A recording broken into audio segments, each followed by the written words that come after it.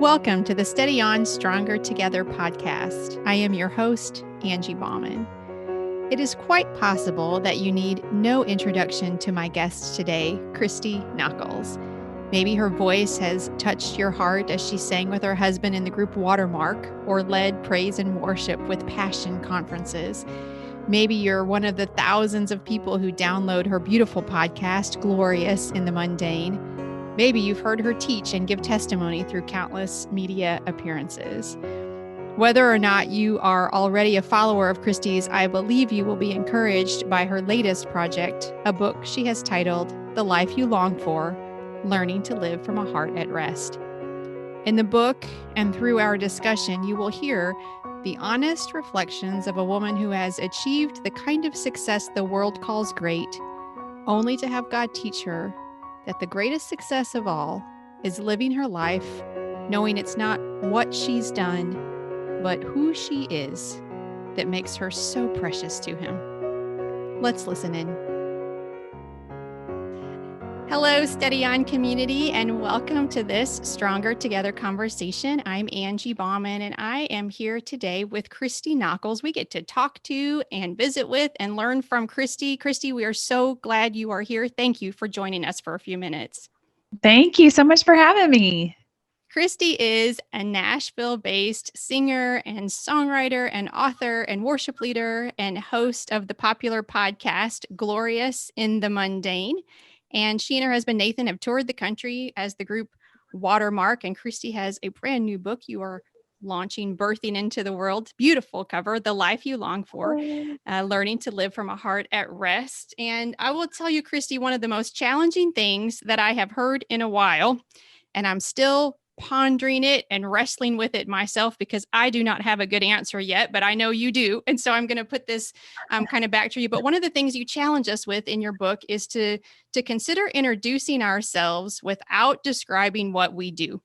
And I have just introduced you with things that you do, because that's what we do, right? In this culture, in this time, I don't know, maybe always we introduce ourselves and each other with what they do. And so without having any kind of dependence on productivity or nods to worldly accomplishments, how are you describing yourself right now? Would you tell us who you are today? Yes. Well, first of all, I will say that I tell you in the book that, there was a time in my life that this would have been even scarier than it is right now. I think it's scary for all of us, right? I And don't know how to do it. When you posted on your Facebook page, I've really been thinking about it because I think it's really yeah, challenging. Yeah. Mm-hmm. it is. I had a lot of people from the launch team, just say like, I had to walk away from the computer screen and I had to come back and I still don't know what to say. And I think it's just such a great question, isn't it? And I think it's a question I love that you even said today, because it's just, I think that in every season we're maybe going to define it in maybe a little bit a different way, because hopefully the hope is that we're becoming more and more aware of how the Lord is working in our lives and our inner being in our heart, and what he's doing in us, what he's growing in us, what he's pruning, and fruit is going to look different in different seasons for whatever he's choosing to pare back. And I just think it's fascinating to learn, at least, or just start learning, even if it's just a journal, to go like, God, please show me who I am. But I would say today, I am the daughter of Lynn and Susan Hill. I was raised in Oklahoma. I was raised in a very simple household. We didn't have money. And so I spent a lot of time growing up making mud pies in the dirt. And those were the times that I first heard the Lord's voice. I heard him calling to me in the form of, just looking around and being aware of his creation and going, I still have to this day poems that I wrote. You could tell I had it sitting down on the driveway because it was, the gravel or the concrete was underneath it and it's real, hard to read. But those were the first moments that I was like, talking about God as creator. And I believe in those times as a 7-year-old, he was showing himself to me. And so I came to know him at 7. That is when I gave my heart to Jesus. And I, look back on that time. I've actually told my own podcast uh, followers this story. It's kind of embarrassing, but I talk about that there was just this little perch that we had. It wasn't a porch. It wasn't big enough to be a porch.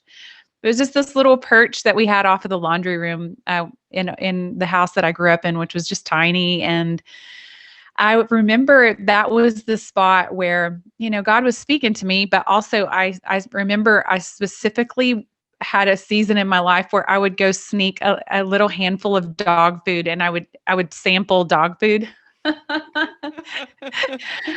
We're getting real here, I love it. Yeah. And I remember literally feeling a little bit shameful because it didn't taste all that bad to me. And I was kind of like, that's not bad, but but what I love about that is it just gives you such a clear picture of just how amazing is God when we are just these little snotty-nosed kids, or whatever stage you're in life whenever he meets you where you are. But it's just like I had nothing to offer him. And he, in his Father's love over me, swooped down in those days and called me his beloved. I'm going to cry. No.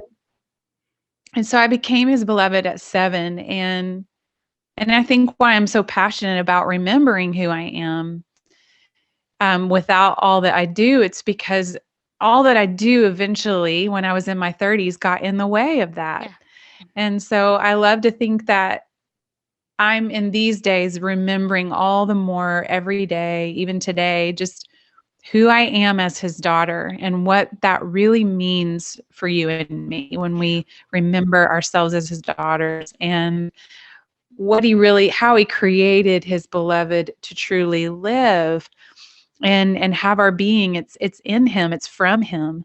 And so I love to think that, I'm a daughter, I'm a sister, I'm a mother, I'm a wife. Those are all beautiful things. And, but I think most of all today, I'm just sitting here as a daughter of God. Yes. And that connects us in the most powerful way, doesn't it? Yes. It causes us to have so much in common all of a sudden. I love that. It reminds me when you're talking about your little perch. My father is a pastor also. We lived often right next door to the church in my growing up years as we went from church to church. And I would leave our home and go sit in those little rural sanctuaries, just in those quiet sanctuaries. And I don't know that I have ever felt the love of God more real. I have felt it as real, but never more real, as almost like a toddler, 2 years old, just going over to sit in those wooden pews and be in that space. And I want to ask you, because for me also, in different ways, but the same, I think, because as you just said, we are the same ultimately. These things that I need to do for him to earn that love somehow have so gotten in the way when I didn't do anything at 2, like you didn't do anything at 7, as you said, to earn that love. Why do you think that is? How does that, I think that comes in for all of us. What is that Yeah. makes us, tempts us? What's the right word, to change and decide now I have to do something for this? What do you think about that? Right. Yes. Well, I think ultimately we have an enemy of our soul Yes. that is coming after us. And I think that you probably have experienced it, but more than ever, I believe that he's turning up the heat. Mm, And he's coming after, I believe, I see thematically, he comes after our identity, and he's coming after our community. And that includes our immediate family, relationships, the church. I just believe those are two things that I see him fiercely coming after. And I think I even say this in the book, is just that, he actually doesn't have to get any more creative than busyness. Especially as the people of God. And unfortunately, that's in some ways plays out even in church culture, that, my dad would tell you, he was one of those that pretty much experienced just burnout. I mean, and it, my parents' marriage suffered from it. Thankfully, they've been married 54 years now, and by the grace of God, they are still very much in love to this day. But I mean, the enemy came after him as, a minister. So none of us are, you know, uh, we're all prone to Yeah. this. And I think even, those of us who do feel carriers of like his presence and to be ministers, which I think, in a lot of ways, that's all of us. Right. We're the priesthood. We've all been called to ministry. But I'm just, ministers and preachers are not, exempt. And I do believe that, more than ever, the enemy has been coming after that, in a sense of like corporately, but I do think he does it individually. And so we wrestle, we wrestle with, even doing good things, and, all of us, we want to please God, and we want to, be ministers for him and to help lead people. But I think more than ever, what I'm finding is that we've got to protect, most of all, our ability to live from God, because I believe that that will actually be the thing that causes us to faithfully endure till the end, Yeah. Yeah. So will you talk about this shift? I know you talk about kind of feeling this shift as you're writing the book, but how has this shift, how have you been aware that this shift of Mhm, this, identity in what I do mhm, versus identity in whose I am, if that's an okay way to say that? mhm. How has that shift become so important in your walk with the Lord? Hmm. Yeah, well, I kind of I open up in the book by telling you about a season in my life where the Lord let me hit a pretty big wall. Hmm. God used motherhood in the early years for me. That was just what He chose to use for me in particular. I kind of thought like, oh, cool, I'll have kids, I'll strap them on my back, and we'll keep touring. We'll just keep going at this pace. But he very quickly showed me that it was a pace that was not sustainable for me or my family.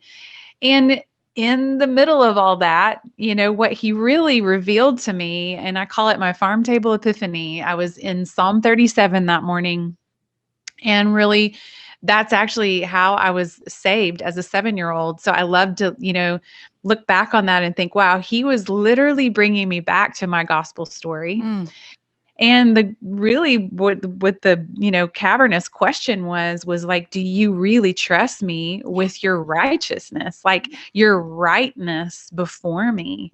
Hmm. Or somehow have you become dependent on all these things you're doing for me to vouch for you and to make me pleased with you, when, Christ alone is your righteousness? Yeah. And if you just trust that Christ alone is your righteousness, then what does that free you to actually pursue in Yeah. life? Mhm. Like, if I'm actually, he says it in verse 5, commit your way to the Lord, trust also in him. And verse 6 says, he will make your righteousness shine like the dawn, Mhm. and the justice of your cause like the noonday sun. And I remember he was like, what if you trusted me with all that I've put in you? Yeah. You're spinning your wheels. You're out here in this. I kind of show you like this bullseye concentric circles picture in the book of like, he's like, baby girl, you're out here running ragged in this outer ring. And yes, I've given you these gifts. Yes, you're doing good things, but you're going to completely burn out if you keep at this pace. Mhm. So he's like, I'm calling you. What if you just lived from the bullseye? Yeah. And that was you and me every day. You're Yeah. my daughter. I'm your father. And there's a rest, like a soul rest, that comes from that place that then is like propelling you into the outer rings of your life. Yeah. And there's an order, because he's a God of order. And Yes. so that was just the beginning of him calling me away from, putting my identity and my really trusting all this stuff to make me right before God, to going, okay, Jesus, you alone are my righteousness. And what does that truth and joy like, just show me that I can make my life about, what does it free me to actually pursue? Yeah.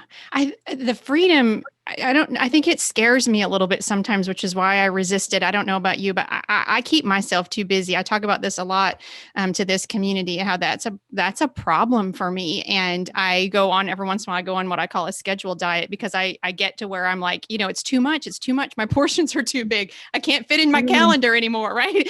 Yeah. And you have to, but one of the things I've tried to ask myself at this season in my life, when I kind of look at kind of almost the mess I've made again, is what are you scared of I think sometimes I'm scared of the white space, because when Yeah. I can keep it full, right, then I don't have maybe that unpredictable movement of the spirit, or I can just keep doing things for a minute. I don't have time to listen to new things, or I don't even know for sure what it is. But I think for me, there's some kind of, is it control? I don't know. I mean, it's probably different for different people based on our personalities and all that, but I recognize it as something that actually it doesn't look bad from the outside, right? It looks Right. like, and I think that's almost it's tempting to believe then it's not, but there's something about it then it's a trust issue between me and the Lord. Yeah. Mm-hmm. Yeah. Absolutely. I mean, I've been saying, like, spoiler alert is that trust and surrender is what equals rest. Yeah. I mean, that's really what it comes down to. I mean, I laughed with my editor and she was like, I'm not sure if you put like how to trust and surrender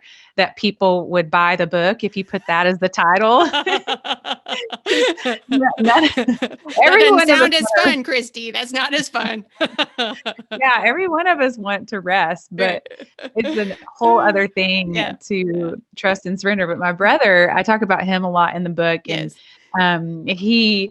one of the things he always says, about the people of God is just that we're all about management. But as soon as you start talking about mystery, like you even said, that white space, Mhm.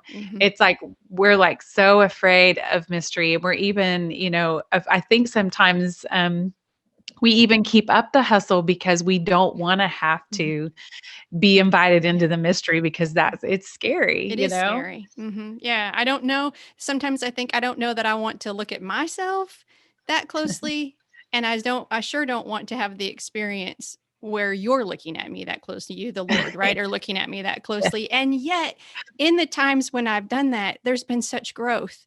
There's been such tremendous intimate connection with my Lord. There's been such, as you say, rest, and that and it overflows in my marriage and in my parenting and in my friendships. Like, I know that to be true, and yet I resist it, which is so frustrating to me, quite honestly, because why? Yeah. Yeah. And to kind of live in that tension. So I was talking recently with a friend of mine. We're both kind of in this Christian communicators world. And she said to me something that's really made me pause. I thought that you would like this, because she said, there's all this pressure that we never signed up for.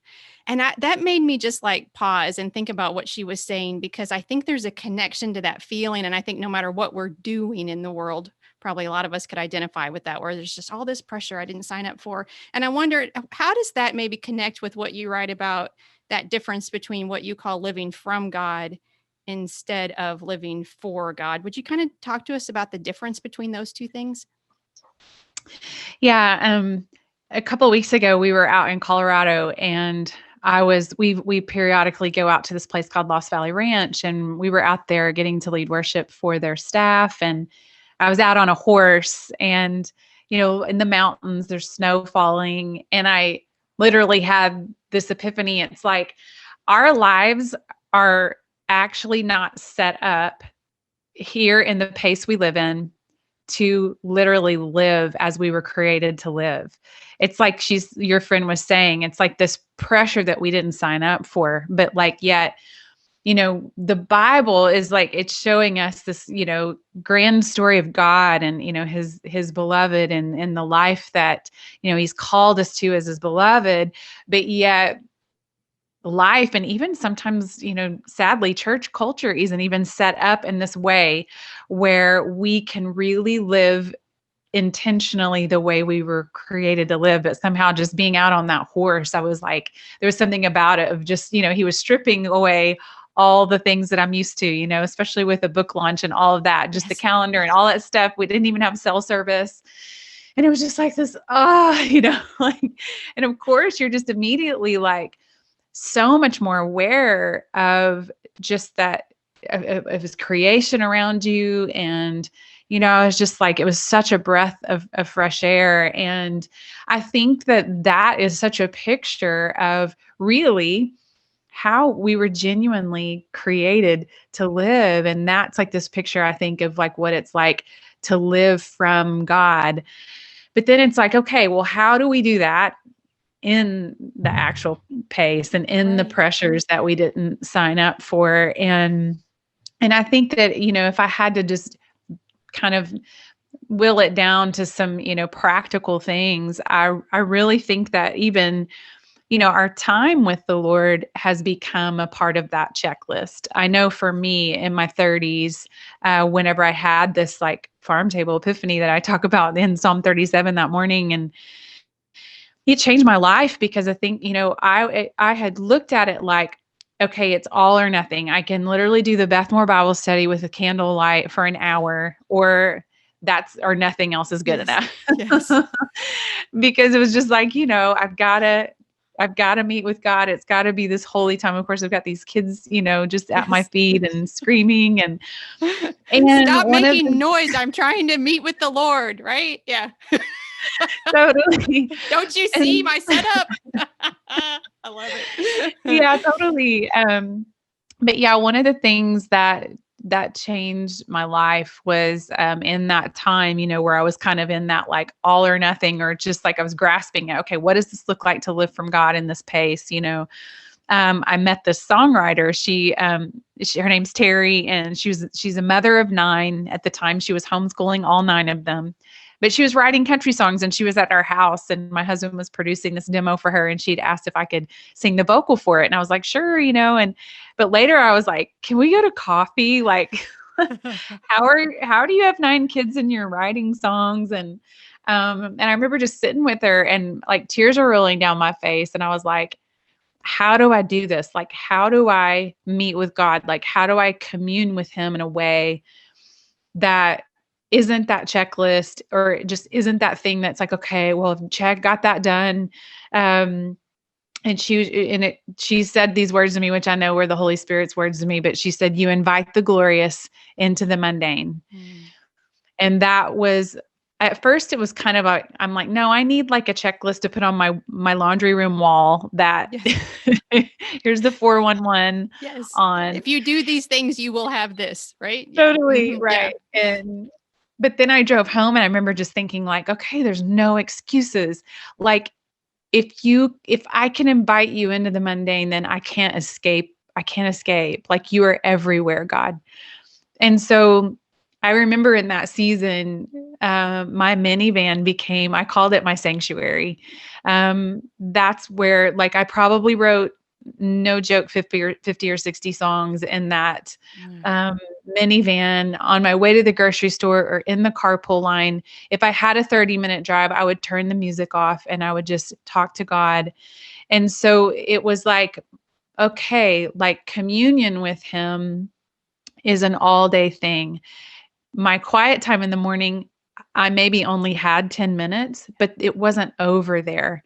That was just the beginning of the conversation that would continue. And I just didn't know you could walk with God like that. I mean, I've been raised in the church and like my whole life, but it was like, oh, like at the kitchen sink, I can talk to you. I can use my words. I can reconsecrate my heart to you every morning when I'm, just washing the dishes or, doing these everyday things that I would think were not holy, but they're actually very holy moments when we just simply invite him into that space with us. And it really changed my life to live from him in that way.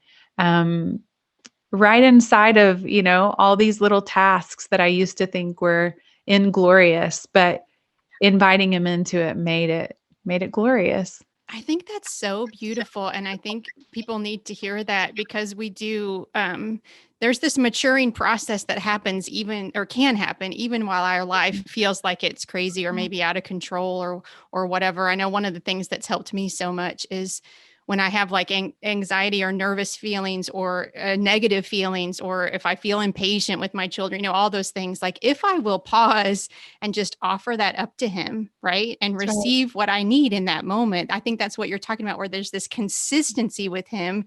It's like, actually, I don't have to push through this feeling. I can pause in this feeling and say, I loved it when you said, I think it was about the same story. I can't remember if this podcast or in your book, when you were kind of irritated at your husband because he got to go downstairs in his studio and produce Yeah. or work, right? You're like, you get to be with grownups. And I'm still like, earlier in my mothering, I could totally relate to those feelings where you're like, but in those feelings, can we, while we're folding laundry, other things like that, invite him in and say, for you, this is for you, I do this, right? And that can be just Yeah. that precious time with him. So, Yeah.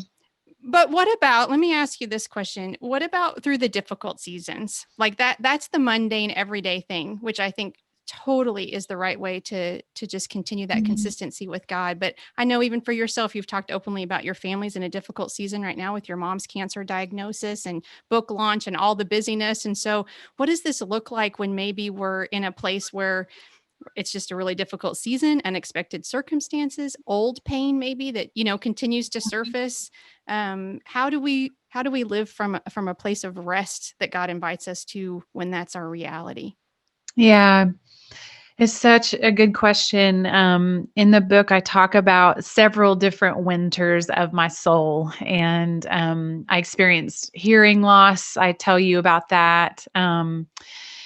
Experienced miscarriages, and then, like you're saying, my mom's cancer diagnosis, and it wasn't even until I was really in the thick of writing this book that I sort of had these the bullseye and concentric circles picture, Mm. and the middle I knew was the calling of the beloved, and then that next outer ring is the community of the beloved, and then that outermost ring, when we live from our belovedness, I love to say that it becomes reclaimed, and that's the capacity of the beloved. Mm.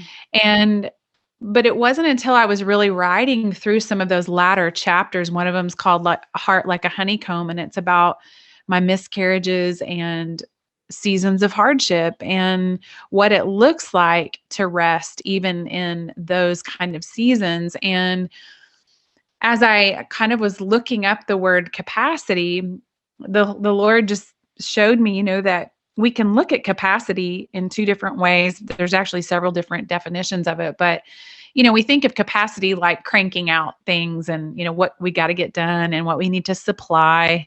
But you can also, in the same way, you can look at capacity as what something or someone can hold or contain Mm. or be filled with. Like, what is your capacity? How much can you hold? And I just thought that was so beautiful because everyone in the world can relate to that. And this is why I know that it's not our number one highest calling to crank out our career and our dreams and to the American dream, is because that doesn't work for everyone in every economy, in every season. It doesn't work for the woman who's having to go get dirty water Yeah. from down the lane for her kids to chug, and like it doesn't work for those people who are just struggling to do the basics today. Like, I believe that the principles of God, they work for anyone, anywhere. And I love it that we can, whatever season we're in, the true capacity of the beloved, I believe, has to do with being filled with the fullness of God. And that is can work in, any season of our lives. And so I talk about, just in particular, my miscarriages. I talk about how I feel like specifically God gave me the gift of compassion, and how much I needed that, because compassion is just the foundation of all ministry. And it's like, if I'm going to continue in ministry with my life, I've got to have compassion, and so I just think back on that, like I received that in that season, and I don't know how else God would have chosen to do that in me, but he did choose it in a very, very difficult time. And, and even this season with my mom, it's like, okay, God, if this season isn't, my mom and I running this kind of race together, like if it doesn't look like her being healthy and we're, you know, spending our time doing other things, right now it looks like I was with her, 3 to 4 times this week. And last night it was just she and I on the couch and I was just making her laugh, and it's like, okay, if it's not this, then what do you have, God? What do you have for me to receive and hold and contain from your heart? Yeah. And then I have to believe that when we get to receive things like that in these seasons, we get to pour that out on others from God. And I just think that is a beautiful picture of what the beloved looks like. That is a beautiful picture. And when you're talking, what I think about capacity, because it is such an overflow, right? And I think I can anyway, we can be so concerned about increasing our capacity to output. Yeah. But what would change? Everything would change if our focus was increasing our capacity to receive from him, right? Like grow my capacity so that more of you can live in me. And then that outpouring it doesn't have to be intentional. It doesn't have, it just is because you are. Mm-hmm. Yes. Yeah. That's so beautiful. Good. I love that. That's beautiful, Christy. Thank you. Hey, before I let you go, we're about out of time, which I hate, but that's the way it is. Before I let you go, I like to close on this question always because I just love resources. And so would you just tell us right now in this season, is there anything that you are studying or reading, listening to, watching, anything like that at all, or nothing like that? But what is it that maybe is keeping you connected to God right now? Yes. Well, I'm actually in search of that thing right now. But one thing that this is old, but it's, I don't know if you can see it. It's God's Names. Yes. By Sally Michael. Yes. It's actually for kids, but sometimes I need kids literature. Amen. Especially when it comes to, but there's something about the names of God in this season that, especially in hardship, that I think is just so powerful. And this is even, she tells you like, this is just a few of them. Yeah. And it's like, a whole book. And so, I love that. One thing I always go back to, I probably go back to it at least once a year, is Abiding in Christ by Andrew Murray. It's a classic. Or A.W. Tozer, The Pursuit of God. Both of those are classics. They're both, both of those men have long been in heaven. But I just think, the dead guys, this sometimes is what you need to be. I know. Yes. Reading. I agree. Although some of them are just too smart for me, I think. So I read it and then I'm like, I don't know. I have to read that again. I don't think I got it. What is in there? But exactly. That's good. Yeah. But those are the ones that keep you coming back, do they not? No. Yes, for sure. Christy, thank you so much for spending this time with us and just for blessing us with some of your experiences and the way that God is growing you. I think you're such an example for all of us to really consider. I'm not going to let go of this question about being able to describe who I am without using what I do, because God has just been kind of tenderizing my heart to that question and saying, you know what, sweetheart, you need an answer to this, right? Like it's important that you're able to answer that. And so I just it's a challenge for me. And I issue that as a challenge for anyone who's picking this up. And you can find all of Christy's ministry resources, music, podcast, book, all at ChristyNockels.com. Is there anywhere else, Christy, you'd like to encourage anything else where to follow you or find anything else that you'd like to send us to? Yeah, just Instagram is at Christy Nockels. That's where I keep up the most as far as just day to day. But and then the podcast, The Glorious and the Mundane. The podcast is just beautifully gentle. I don't know. That's just when I listen to it. The one that I was listening to the other day, it began to rain. I don't know if that's where you record right now or not. It began to rain, and I love rain anyway. And it just was. That's kind of how the podcast feels. It feels like rain on your soul. So I really do encourage those who are listening to check that out. Again, Christy, thank you so very much for your time today. This has been wonderful, and thank you all for listening. And until next time, peace. One of the takeaways I will continue to carry with me from this time with Christy is her understanding around capacity. Instead of considering our capacity to do, Christy encourages us to focus on our capacity to receive, because anything at all we do is only worthwhile when it is overflow of what we have received from our Creator. You can follow Christy's ministry at ChristyNockels.com. There also you will find links to order her book, The Life You Long For. Thank you so much for listening. I pray that wherever your day takes you, you are walking in the confident knowledge that you are a beloved, cherished child of God. Peace.